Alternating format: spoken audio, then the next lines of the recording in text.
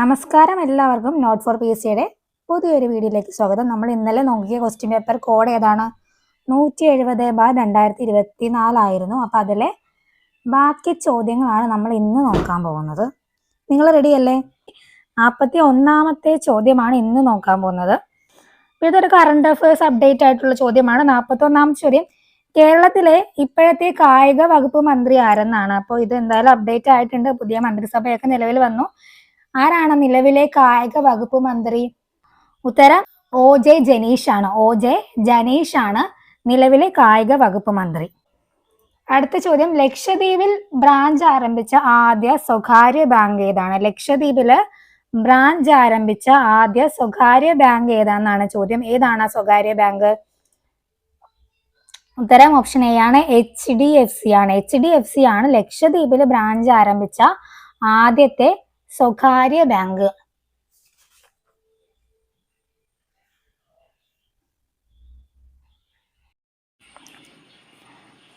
നാൽപ്പത്തിമൂന്നാമത്തെ ചോദ്യം, 2024 മികച്ച നടനുള്ള കേരള സംസ്ഥാന ചലച്ചിത്ര അവാർഡ് നേടിയ നടൻ. 2024 മികച്ച നടനുള്ള കേരള സംസ്ഥാന ചലച്ചിത്ര അവാർഡ് നേടിയ നടൻ ആരാണ്? ഓപ്ഷൻ ബി ആണ്, പൃഥ്വിരാജ് ആണ്. 2024 മികച്ച നടനുള്ള അവാർഡ് കിട്ടിയത് പൃഥ്വിരാജിനാണ്. അപ്പം ആടുജീവിതം എന്ന സിനിമയിലെ അഭിനയ മികവിനാണ് പൃഥ്വിരാജിന് ഈ ഒരു പുരസ്കാരം ലഭിച്ചത്. 2024 പാരീസ് ഒളിമ്പിക്സിൽ ഇന്ത്യക്ക് വേണ്ടി നീരജ് ചോപ്ര ജാവലിൻ 89.45 മീറ്റർ എറിഞ്ഞ് വെള്ളി മെഡൽ സ്വന്തമാക്കി. സ്വർണ്ണ മെഡൽ നേടിയത് പ്രതിസന്ധികളെ അതിജീവിച്ച് ഒളിമ്പിക്സിലെത്തിയ ഒരു പാകിസ്ഥാൻ താരമാണ്. ആരാണ് അദ്ദേഹം? വേറൊന്നുമല്ല, 2024 പാരീസ് ഒളിമ്പിക്സിൽ ജാവലിൻ ത്രോയിൽ സ്വർണ്ണ മെഡൽ നേടിയത് ആരാണ്? ഓപ്ഷൻ സി ആണ്, അർഷാദ് നദീമാണ്. അർഷാദ് നദീമാണ് സ്വർണ്ണ മെഡൽ നേടിയത്. വെള്ളി മെഡൽ ആർക്കായിരുന്നു? നീരജ് ചോപ്രയ്ക്കായിരുന്നു. 45 ലോക നാട്ടറിവ് ദിനം. ലോക നാട്ടറിവ് ദിനം എന്നാണ്? ഓപ്ഷൻ എ ആണ്, ഓഗസ്റ്റ് 22 ലോക നാട്ടറിവ് ദിവസമായിട്ട് ആചരിക്കുന്നത്. 46ാമത്തെ ചോദ്യം, ലോകാരോഗ്യ സംഘടന അനുമതി നൽകിയ ടാക് 003 വാക്സിൻ ഏത് വൈറസിനെതിരെ ഉള്ളതാണ്? ലോകാരോഗ്യ സംഘടന അനുമതി നൽകിയ ടാക് 003 വാക്സിൻ ഏത് വൈറസിനെതിരെ ഉള്ളതാണ്? ഏത് വൈറസിനെതിരെ ഉള്ളതാണ്? ഓപ്ഷൻ സി ആണ്, ഡെങ്കി വൈറസിനെതിരെയുള്ള വാക്സിൻ ആണ് ടാക് 003 വാക്സിൻ. 47 2024 മികച്ച സിനിമയ്ക്കുള്ള 96ാം ഓസ്കാർ അവാർഡ് ക്രിസ്റ്റഫർ നോളൻ സംവിധാനം ചെയ്ത ഓപ്പൺഹൈമറിനാണ്. മികച്ച നടനുള്ള ഓസ്കാർ പുരസ്കാരം നേടിയത് ആരാണ്? 2024 മികച്ച സിനിമയ്ക്കുള്ള 96ാം ഓസ്കാർ അവാർഡ് ക്രിസ്റ്റഫർ നോളൻ സംവിധാനം ചെയ്ത ഓപ്പൺഹൈമറിനാണ് ലഭിച്ചത്. മികച്ച നടനുള്ള ഓസ്കാർ പുരസ്കാരം നേടിയത് ആരെന്നാണ് ചോദ്യം. ആരാണ് മികച്ച നടനുള്ള ഓസ്കാർ പുരസ്കാരം നേടിയത്? ഓപ്ഷൻ ബി ആണ്, കില്ലിയൻ മർഫി. കില്ലിയൻ മർഫിയാണ് 2024 96ാം ഓസ്കാർ അവാർഡ്സിൽ മികച്ച നടനുള്ള പുരസ്കാരം ലഭിച്ചത്. 48ാമത്തെ ചോദ്യമാണ്, രണ്ടാം പിണറായി സർക്കാരിൻ്റെ പുതിയ പട്ടികജാതി പട്ടികവർഗ പിന്നോക്ക ക്ഷേമ വകുപ്പ് മന്ത്രിയാണ് OR കേളു. അദ്ദേഹം ഏത് മണ്ഡലത്തിൽ നിന്നുള്ള MLA ആയിരുന്നു? അപ്പോൾ രണ്ടാം പിണറായി സർക്കാരിൻ്റെ പട്ടികജാതി പട്ടികവർഗ പിന്നോക്ക ക്ഷേമ വകുപ്പ് മന്ത്രിയാണ് OR കേളു. അദ്ദേഹം ഏത് മണ്ഡലത്തിൽ നിന്നുള്ള MLA ആണെന്നാണ് അന്ന് ചോദ്യം വന്നിരുന്നത്. ഏത് മണ്ഡലത്തിൽ നിന്നായിരുന്നു? ഓപ്ഷൻ സി ആണ്, മാനന്തവാടി മണ്ഡലത്തിൽ നിന്നുള്ള MLA ആയിരുന്നു OR കേളു. 49 2024 കേന്ദ്ര സാഹിത്യ അക്കാദമിയുടെ ബാലസാഹിത്യ പുരസ്കാരത്തിന് അർഹനായ ഉണ്ണി അമ്മയമ്പലത്തിൻ്റെ കൃതി ഏതാണ്? 2024 കേന്ദ്ര സാഹിത്യ അക്കാദമി ബാലസാഹിത്യ പുരസ്കാരത്തിന് അർഹനായ ഉണ്ണി അമ്മയമ്പലത്തിൻ്റെ കൃതി ഏതാണ്? ഉണ്ണി അമ്മയമ്പലത്തിൻ്റെ കൃതി ഏതെന്നാണ് ചോദ്യം. ഏതാണ്? ഉത്തരം ഓപ്ഷൻ എ ആണ്, അൽഗോരിതങ്ങളുടെ നാട്. അൽഗോരിതങ്ങളുടെ നാട് എന്ന കൃതിക്കാണ് 2024 കേന്ദ്ര സാഹിത്യ അക്കാദമി ബാലസാഹിത്യ പുരസ്കാരം ലഭിച്ചത്. 50ാമത്തെ ചോദ്യം, 2024 കോപ്പ അമേരിക്ക ഫുട്ബോൾ ജേതാക്കൾ. 2024 കോപ്പ അമേരിക്ക ഫുട്ബോൾ ജേതാക്കൾ ആരാണ്? ഓപ്ഷൻ ഡി ആണ്, അർജന്റീനയാണ് 2024 കോപ്പ അമേരിക്ക ഫുട്ബോൾ ജേതാക്കൾ. 51ാമത്തെ ചോദ്യം, മനുഷ്യ മസ്തിഷ്കത്തിൽ ആദ്യമായി വയർലെസ് ചിപ്പ് വിജയകരമായി സ്ഥാപിച്ച ഇലോൺ മസ്കിൻ്റെ കമ്പനി. മനുഷ്യ മസ്തിഷ്കത്തിൽ ആദ്യമായിട്ട് വയർലെസ് ചിപ്പ് വിജയകരമായി പരീക്ഷിച്ച ഇലോൺ മസ്കിൻ്റെ കമ്പനിയുടെ പേരെന്താണ്? ഓപ്ഷൻ എ ആണ് ന്യൂറാലിങ്ക്. ന്യൂറാലിങ്ക് ആണ് മനുഷ്യ മസ്തിഷ്കത്തിൽ ആദ്യമായിട്ട് വയർലെസ് ചിപ്പ് വിജയകരമായി സ്ഥാപിച്ച ഇലോൺ മസ്കിൻ്റെ കമ്പനി. 52. 70ാമത് നെഹ്റു ട്രോഫി വള്ളംകളിയുടെ ഭാഗ്യചിഹ്നമായ കളിവള്ളം തുഴയുന്ന നീലപ്പൊന്മാന് നൽകിയ പേരെന്താണ്? 70ാമത് നെഹ്റു ട്രോഫി വള്ളംകളിയുടെ ഭാഗ്യചിഹ്നമായ കളിവള്ളം തുഴയുന്ന നീലപ്പൊന്മാന് നൽകിയ പേരെന്താണ്? 52ാം ചോദ്യം. 70ാമത് നെഹ്റു ട്രോഫി വള്ളംകളിയുടെ ഭാഗ്യചിഹ്നമായ കളിവള്ളം തുഴയുന്ന നീലപ്പൊന്മാന് നൽകിയ പേരെന്തായിരുന്നു? നെഹ്റു ട്രോഫി വള്ളംകളിയുടെ ഭാഗ്യചിഹ്നമായ കളിവള്ളം തുഴയുന്ന നീലപ്പൊന്മാന് നൽകിയ പേരെന്തായിരുന്നു? ഓപ്ഷൻ സി ആണ് നീലു. നീലപ്പൊന്മാന് നീലു എന്നായിരുന്നു പേര് കൊടുത്തത്. നെഹ്റു ട്രോഫി വള്ളംകളി നടക്കുന്ന കായൽ ഏതാണ്? പുന്നമട കായലിലാണ് നെഹ്റു ട്രോഫി വള്ളംകളി നടക്കുന്നത്. അത് PSC ചോദിച്ചിട്ടുണ്ട്. 53ാമത്തെ ചോദ്യം നോക്കാം. ചുവടെ നൽകിയിരിക്കുന്നവയിൽ നിന്നും ആഹാരം ചവച്ചരയ്ക്കാൻ സഹായിക്കുന്ന പല്ലുകൾ തിരഞ്ഞെടുക്കുക. ചുവടെ നൽകിയിരിക്കുന്നവയിൽ നിന്നും ആഹാരം ചവച്ചരയ്ക്കാൻ സഹായിക്കുന്ന പല്ലുകൾ ഏതൊക്കെയാണ്? ആഹാരം ചവച്ചരയ്ക്കാൻ സഹായിക്കുന്നത്? ഉത്തരം വരുന്നത് 2ഉം 4ഉമാണ്. 2ഉം 4ഉം ഓപ്ഷൻ ഏതാണ്? 2ഉം 4ഉം വരുന്നത് ഓപ്ഷൻ സി ആണ്. ചർവണകവും അഗ്രചർവണകവുമാണ് നമുക്ക് ആഹാരം ചവച്ചരക്കാൻ സഹായിക്കുന്ന പല്ലുകൾ. ഏതൊക്കെയാണ്? ചർവണകവും അഗ്രചർവണകവുമാണ് ആഹാരം ചവച്ചരക്കാൻ സഹായിക്കുന്നത്. അപ്പോൾ ബാക്കി ഉളിപ്പല്ല് എന്തിനാണ്? ഉളിപ്പല്ല് ആഹാരം കടിച്ച് മുറിക്കാനാണ് ഉളിപ്പല്ല് സഹായിക്കുന്നത്. കോമ്പല്ല് എന്തിനാണ്? ആഹാര വസ്തുക്കൾ കടിച്ചു കീറാൻ സഹായിക്കുന്ന പല്ലുകളാണ് കോമ്പല്ല്. ചവച്ചരയ്ക്കാൻ സഹായിക്കുന്നത് ചർവണകവും അഗ്രചർവണകവുമാണ്. ഇനി മുതിർന്ന ഒരാളിൽ എത്ര സ്ഥിരദന്തങ്ങളായിരിക്കും ഉള്ളത്? നമ്മളുടെ മുതിർന്ന ഒരാളിൽ 32 സ്ഥിരദന്തങ്ങളാണുള്ളത്. കുട്ടികളിൽ 20 പാൽപ്പല്ലുകളാണുള്ളത്. അത് മുതിർന്ന് വരുമ്പോഴേക്കും 32 സ്ഥിരദന്തങ്ങളായിട്ടാണ് മാറുന്നത്. 54. സൂര്യപ്രകാശം ഏൽക്കുമ്പോൾ ശരീരത്തിൽ നിർമ്മിക്കപ്പെടുന്ന വിറ്റാമിൻ ഏതാണ്? സൂര്യപ്രകാശം ഏൽക്കുമ്പോൾ ശരീരത്തിൽ നിർമ്മിക്കുന്ന വിറ്റാമിൻ ഏതാണ് അറിയാം അല്ലേ? ഓപ്ഷൻ ഡി ആണ്. വിറ്റമിൻ ഡി ആണ് സൂര്യപ്രകാശം ഏൽക്കുമ്പോൾ ശരീരത്തിൽ നിർമ്മിക്കുന്ന വിറ്റാമിൻ. ഇത് സൺഷൈൻ വിറ്റാമിൻ എന്നറിയപ്പെടുന്നതും വൈറ്റമിൻ ഡി ആണല്ലേ. വിറ്റാമിൻ ഡിയുടെ കുറവ് മൂലം കുട്ടികളിൽ ഉണ്ടാകുന്ന രോഗം, ഓർത്തു വെച്ചോ, കുട്ടികളിലാണ് ഉണ്ടാകുന്നത്. കുട്ടികളിൽ ഉണ്ടാകുന്ന രോഗമാണ് റിക്കറ്റ്സ് അല്ലെങ്കിൽ കണ എന്ന് പറയും. വിറ്റാമിൻ എനെ കുറിച്ച് വരുമ്പോൾ പോയിന്റ് പറയുകയാണെങ്കിൽ കണ്ണിൻ്റെ ആരോഗ്യത്തിന് പ്രധാനപ്പെട്ട വിറ്റാമിനാണ് വിറ്റാമിൻ എ എന്ന് പറയുന്നത്. പിന്നെ വിറ്റാമിൻ സിയുമായിട്ട് ബന്ധപ്പെട്ട് രോഗപ്രതിരോധ ശേഷി നൽകുന്ന ഹോർമോണാണ് അസ്കോർബിക് ആസിഡ് എന്നാണ് എൻ്റെ ശാസ്ത്രീയ നാമം. ചൂടാക്കിയാൽ നശിച്ചു പോകുന്ന വിറ്റാമിൻ ഏതാണ്? വിറ്റാമിൻ സി ആണ്. പിന്നെ വിറ്റാമിൻ ബി ജലത്തിൽ ലയിക്കുന്ന വിറ്റാമിനാണ് അല്ലേ? ബിയും സിയും ജലത്തിൽ ലയിക്കുന്ന വിറ്റാമിനുകളാണ്. ഏത് വിളയുടെ സങ്കര ഇനമാണ് സൽകീർത്തി? ഏത് വിളയുടെ സങ്കര ഇനമാണ് സൽകീർത്തി? ഓപ്ഷൻ എ ആണ്. വെണ്ടയുടെ സങ്കര ഇനമാണ് സൽകീർത്തി. വെണ്ടയുടെ വേറെ ഏതൊക്കെയാണ്? അനാമിക, അർക്ക, കിരൺ. അനാമിക, അർക്ക, കിരൺ ഇത് മൂന്നും വെണ്ടയുടെ സങ്കര ഇനങ്ങളാണ്. ഇനി നെല്ലിൻ്റെ ആണെങ്കിൽ പവിത്ര, അന്നപൂർണ. പയറാണെങ്കിൽ ലോല, മാലിക, ഭാഗ്യലക്ഷ്മി, ജ്യോതിക. ലോല, മാലിക, ഭാഗ്യലക്ഷ്മി, ജ്യോതിക.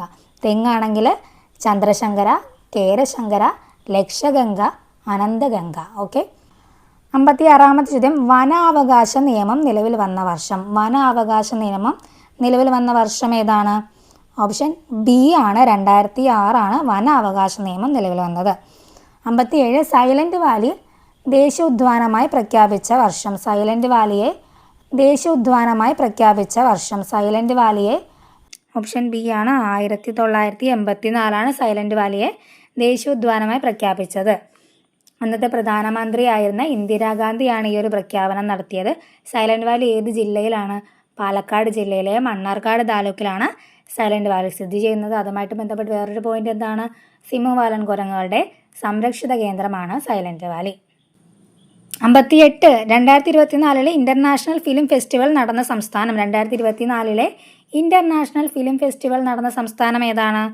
ഓപ്ഷൻ സി ആണ്. ഗോവ. ഗോവയിലാണ് 2024 ഇന്റർനാഷണൽ ഫിലിം ഫെസ്റ്റിവൽ നടന്നത്. 59ാമത്തെ ചോദ്യം. ഇലക്ട്രിക് മണ്ണ് വികസിപ്പിച്ചെടുത്ത ലോകത്തിലെ ആദ്യ രാജ്യം. ഇലക്ട്രിക് മണ്ണ് വികസിപ്പിച്ചെടുത്ത ലോകത്തിലെ ആദ്യ രാജ്യം ഏതെന്നാണ് ചോദ്യം. ഏതാണ് ആ രാജ്യം? ഓപ്ഷൻ ഡി ആണ്. സ്വീഡൻ ആണ്.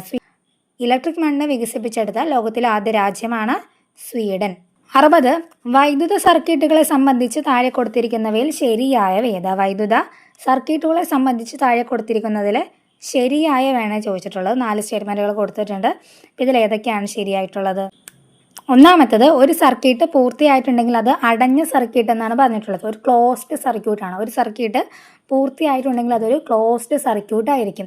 രണ്ടാമത്തത്, ഒരു സർക്യൂട്ട് പൂർത്തിയായിട്ടില്ലെങ്കിൽ അതൊരു ഓപ്പൺ സർക്യൂട്ട് ആയിരിക്കും. അതായത് ഒരു സർക്യൂട്ട് പൂർത്തിയായിട്ടില്ലെങ്കിൽ അതൊരു ഓപ്പൺ സർക്യൂട്ട് ആയിരിക്കും. ഇനി മൂന്നാമത്തത്, അടഞ്ഞ സർക്യൂട്ടിൽ മാത്രമേ ഉപകരണങ്ങൾ പ്രവർത്തിക്കൂ. ക്ലോസ്ഡ് സർക്യൂട്ടിൽ മാത്രമേ ഉപകരണങ്ങൾ പ്രവർത്തിക്കുകയുള്ളൂ. അതും ശരിയാണ്. തുറന്ന സർക്യൂട്ടിൽ മാത്രമേ ഉപകരണങ്ങൾ പ്രവർത്തിക്കൂ എന്ന് പറഞ്ഞു കഴിഞ്ഞാൽ അത് തെറ്റാണ്.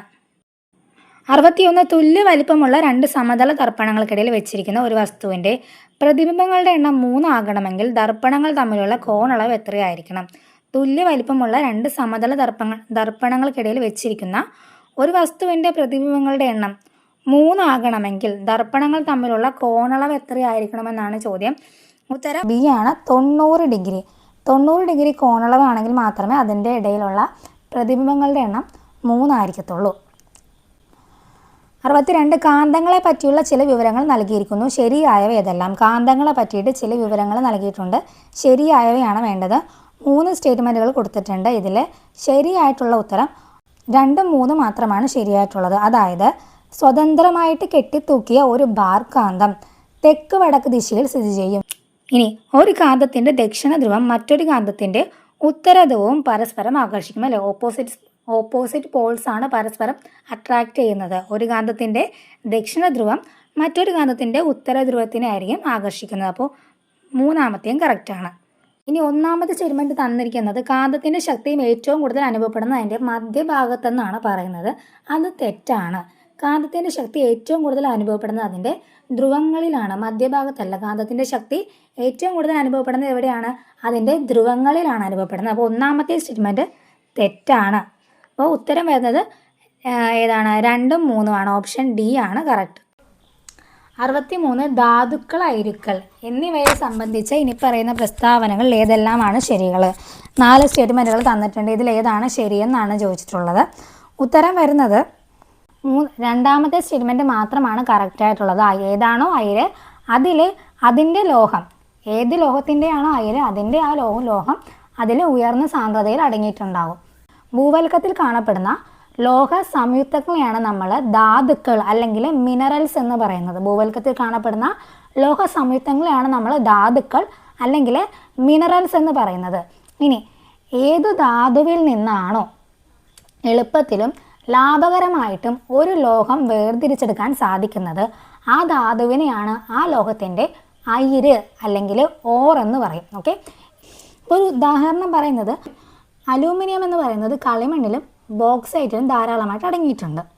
രണ്ടും, ഈ കളിമണ്ണ് എന്ന് പറയുന്നതും ബോക്സൈറ്റ് എന്ന് പറയുന്നതും ധാതുവാണ്. പക്ഷെ നമുക്ക് അലൂമിനിയത്തെ ലാഭകരമായിട്ട് വേർതിരിച്ചെടുക്കാൻ പറ്റുന്നത് ബോക്സൈറ്റിൽ നിന്നാണ്. അതുകൊണ്ട് ബോക്സൈറ്റാണ് അലൂമിനിയത്തിൻ്റെ അയിരെന്ന് പറയുന്നത്. അപ്പോൾ ഈ രണ്ടും, കളിമണ്ണും ബോക്സൈറ്റും ധാതുവാണെങ്കിലും ബോക്സൈറ്റ് മാത്രമാണ് അലൂമിനിയത്തിൻ്റെ അയിരെന്ന് പറയുന്നത്. 64 വിനാഗിരി ബേക്കിംഗ് സോഡയുമായി പ്രവർത്തിക്കുമ്പോൾ ഉണ്ടാകുന്ന വാതകത്തിൻ്റെ സവിശേഷതയായി വരാവുന്നത് താഴെ കൊടുത്തിരിക്കുന്നവയിൽ ഏതൊക്കെയാണ്? വിനാഗിരി ബേക്കിംഗ് സോഡയുമായി പ്രവർത്തിക്കുമ്പോൾ ഉണ്ടാകുന്ന വാതകത്തിൻ്റെ സവിശേഷതയായിട്ട് വരാൻ താഴെ പറയുന്നതിൽ ഏതാണ് സാധ്യത ഉള്ളതെന്നാണ് ചോദിച്ചിട്ടുള്ളത്. ഉത്തരം വരുന്നത് ഓപ്ഷൻ സി ആണ്. ഇത് തീ കെടുത്തുന്ന വാതകമായിരിക്കും. 65ാമത്തെ ചോദ്യം, സ്ത്രീ തൊഴിലാളികൾ തൊഴിലിടങ്ങളിൽ നേരിടുന്ന പ്രശ്നങ്ങൾ തൊഴിൽ വകുപ്പിനെ അറിയിക്കാനുള്ള കോൾ സെൻ്ററിൻ്റെ പേര് താഴെ കൊടുത്തവയിൽ ഏതാണ്? സ്ത്രീ തൊഴിലാളികൾ തൊഴിലിടങ്ങളിൽ നേരിടുന്ന പ്രശ്നങ്ങൾ തൊഴിൽ വകുപ്പിനെ അറിയിക്കാനുള്ള കോൾ സെൻ്ററിൻ്റെ പേര് ഏതാണ്? ഓപ്ഷൻ എ ആണ്, സഹജ എന്നാണ് സ്ത്രീ തൊഴിലാളികൾ തൊഴിലിടങ്ങളിൽ നേരിടുന്ന പ്രശ്നങ്ങൾ തൊഴിൽ വകുപ്പിനെ അറിയിക്കാനുള്ള കോൾ സെൻ്ററിൻ്റെ പേര്. 66 കേരള ഡിജിറ്റൽ സർവകലാശാല വികസിപ്പിച്ച AI ചിപ്പിൻ്റെ പേരെന്താണ്? കേരള ഡിജിറ്റൽ സർവകലാശാല വികസിപ്പിച്ച AI ചിപ്പിൻ്റെ പേരെന്താണ്? ഓപ്ഷൻ സി ആണ്, കൈരളിയാണ് കേരള ഡിജിറ്റൽ സർവകലാശാല വികസിപ്പിച്ച AI ചിപ്പിൻ്റെ പേര്. അടുത്തത് 67ാമത്തെ ചോദ്യം നോക്കിയേ. ലോകവ്യാപകമായി പടർന്നു പിടിച്ച COVID-19 ആദ്യമായി പൊട്ടിപ്പുറപ്പെട്ട സ്ഥലം ഏതാണ്? ലോകവ്യാപകമായി പടർന്നു പിടിച്ച COVID-19 ആദ്യമായി പൊട്ടിപ്പുറപ്പെട്ട സ്ഥലം ഏതാണ്? ഓപ്ഷൻ സി ആണ്, വുഹാനാണ്. ചൈനയിലെ വുഹാനിലാണ് COVID-19 ആദ്യമായിട്ട് പൊട്ടിപ്പുറപ്പെട്ട സ്ഥലം. ഇത് 2024 നടത്തിയൊരു ക്വസ്റ്റ്യൻ പേപ്പറാണ്. 2024 നടത്തിയ ക്വസ്റ്റ്യൻ പേപ്പറിൽ 2019 കറണ്ട് അഫെയർ അവർ ചോദിച്ചു. പക്ഷെ ആ ഒരു സമയത്ത് ഈ COVID-19 അന്ന് നടന്ന എക്സാമിന് COVID-19 കുറിച്ച് ഒത്തിരി ചോദ്യങ്ങളൊക്കെ പഠിച്ചുകൊണ്ട് പോയിട്ട് ഒരു ചോദ്യം പോലും PSC ചോദിച്ചില്ല. നമ്മൾ ചിന്തിക്കുന്നതിലും നേരെ ഓപ്പോസിറ്റായിട്ട് PSC എന്തും ചെയ്യത്തുള്ളൂ. അപ്പോൾ നിങ്ങൾ നല്ല രീതിക്ക് പഠിക്കുക. ഇതൊക്കെയാണ് PSCയുടെ അവസ്ഥ. എന്തും സംഭവിക്കാം, നിങ്ങൾ പഠിക്കുക. ഓക്കെ. 68 താഴെ പറയുന്നതിൽ ഒരു ജീവിതശൈലി രോഗം അല്ലാത്ത ഏതാണ്? എപ്പോഴും എല്ലാ ക്വസ്റ്റ്യൻ പേപ്പറിലും കാണാറുണ്ടല്ലോ ജീവിതശൈലി രോഗങ്ങളെ കുറിച്ചിട്ട്. അപ്പോൾ ഇതിലേതാണ് താഴെ പറയുന്നതിൽ ജീവിതശൈലി രോഗമല്ലാത്തത്? ടൈഫോയിഡ് ആണ് അല്ലേ? ടൈഫോയിഡ് ആണ് ജീവിതശൈലി രോഗമല്ലാത്തത്. ബാക്കി പ്രമേഹം, പക്ഷാഘാതം, രക്താതിമർദ്ദം ഇതെല്ലാം ജീവിതശൈലി രോഗങ്ങളാണ്. അടുത്ത 69 സ്ഥാനാർബുദം കണ്ടുപിടിക്കുന്നതിന് സഹായകമായ ഏറ്റവും ഫലപ്രദമായ ടെസ്റ്റ്. സ്ഥാനാർബുദം കണ്ടുപിടിക്കുന്നതിന് സഹായിക്കുന്ന ഏറ്റവും ഫലപ്രദമായ ടെസ്റ്റ് ഏതാണ്? ഉത്തരം ഓപ്ഷൻ സി ആണ്, മാമോഗ്രാം. മാമോഗ്രാം ആണ് സ്ഥാനാർബുദം കണ്ടുപിടിക്കുന്നതിന് സഹായിക്കുന്ന ഏറ്റവും ഫലപ്രദമായ ടെസ്റ്റ്. ഓപ്ഷൻ ഡിയിൽ പാപ്സ്മിയർ ടെസ്റ്റ് ഇല്ലേ? പാപ്സ്മിയർ ടെസ്റ്റ് എന്തിനാണ്? ക്യാൻസർ കണ്ടുപിടിക്കുന്നതിന്, സെർവിക്കൽ ക്യാൻസർ കണ്ടുപിടിക്കുന്നതിന് വേണ്ടിയിട്ടാണ് പാപ്സ്മിയർ ടെസ്റ്റ് ഉള്ളത്. പിന്നെ ആൻജിയോഗ്രാം എന്താണ്? അത് രക്തക്കുഴലുകളിൽ പ്രത്യേകിച്ച് തടസ്സങ്ങളോ ബ്ലോക്കുകളോ ഒക്കെ ഉണ്ടെങ്കിൽ അത് പരിശോധിക്കാൻ വേണ്ടിയിട്ടാണ് നമ്മൾ ആൻജിയോഗ്രാം ഉപയോഗിക്കുന്നത്. പിന്നെ rapid antigen test viral COVID-19 ആയിട്ട് ബന്ധപ്പെട്ട് ഉള്ളൊരു പരിശോധനയായിരുന്നു റാപ്പിഡ് ആൻറ്റിജൻ ടെസ്റ്റ്. വൈറൽ രോഗബാധ കണ്ടുപിടിക്കാൻ വേണ്ടിയിട്ടായിരുന്നു. അപ്പോൾ അതോടെ ഒന്ന് ഓർത്ത് വെക്കുക. 70ാമത്തെ ചോദ്യം. HIV ബാധിതരുടെ ടെസ്റ്റിങ്ങിനും കൗൺസിലിങ്ങിനുമായി കേരള ഗവൺമെൻറ് ആവിഷ്കരിച്ച സംവിധാനം. HIV ബാധിതരുടെ ടെസ്റ്റിങ്ങിനും കൗൺസിലിങ്ങിനുമായിട്ട് കേരള ഗവൺമെൻറ് ആവിഷ്കരിച്ച സംവിധാനം എന്താണ്? ഓപ്ഷൻ എ ആണ്, ജ്യോതിസ് അല്ലേ? ജ്യോതിസ് ആണ് HIV ബാധിതരുടെ ടെസ്റ്റിങ്ങിനും കൗൺസിലിങ്ങിനും വേണ്ടിയിട്ട് കേരള ഗവൺമെൻറ് ആവിഷ്കരിച്ച സംവിധാനം. 71 2024 സെപ്റ്റംബറിൽ എംപോക്സ് സ്ഥിരീകരിച്ച കേരളത്തിലെ ജില്ല ഏതാണ്? 2024 എംപോക്സ് സ്ഥിരീകരിച്ച കേരളത്തിലെ ജില്ല ഏതായിരുന്നു? ഓപ്ഷൻ സി ആയിരുന്നു, മലപ്പുറം ജില്ലയിലാണ് എംപോക്സ് സ്ഥിരീകരിച്ചത്. 72 ജലജന്യ രോഗമായ കോളറ പരത്തുന്ന രോഗാണു ഏതാണ്? കോളറ പരത്തുന്ന രോഗാണു ഏതാണ്? ജലജന്യ രോഗമാണെന്ന് പറഞ്ഞിട്ടുണ്ട്. ജലജന്യ രോഗമായ കോളറ പരത്തുന്ന രോഗാണു ഏതാണ്?